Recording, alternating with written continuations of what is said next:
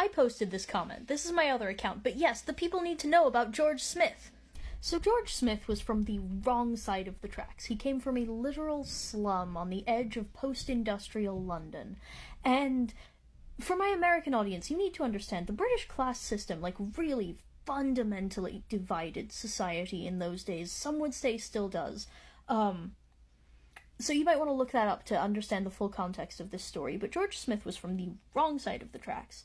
His formal education ended at the age of 14, but he had a real gift for scripts and alphabets and typography, so he apprenticed himself to an engraver at the age of 14, and started, instead of taking his lunch break to eat lunch, he would run to the British Museum, which was just a few blocks away, and he learned cuneiform. Nobody teaches themselves cuneiform.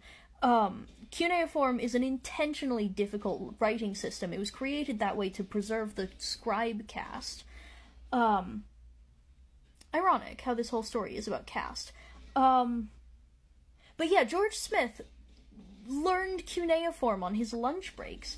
The engraver to whom he was apprenticed committed unalive to, further complicate things. But George Smith was offered a job at the British Museum, and despite him being, not the right kind of person to be considered a real scholar, they did, hire him with a sort of cursory, junior curator title or something like that, but effectively he was a glorified janitor. He was, cleaning the archives, and he stumbled upon a story that sounded a lot like Noah's Ark, and he was like, whoa, what is this? So he translated it, and that's the guy who translated Gilgamesh. Someone who was, destined to be forgotten, claimed a part of the immortality of legacy via a story that is also about the immortality of legacy. And also, Gilgamesh himself, the setting of the epic, is around 2700 BC. Ashurbanipal, the king whose library contained the Epic of Gilgamesh, lived in the 600s BC.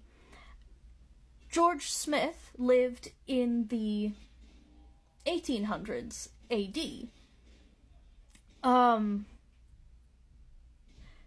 Ashurbanipal, Gilgamesh was almost as ancient to Ashurbanipal as Ashurbanipal was to George Smith. I don't know, I think that whole story, the whole story is so fascinating and poignant, I think.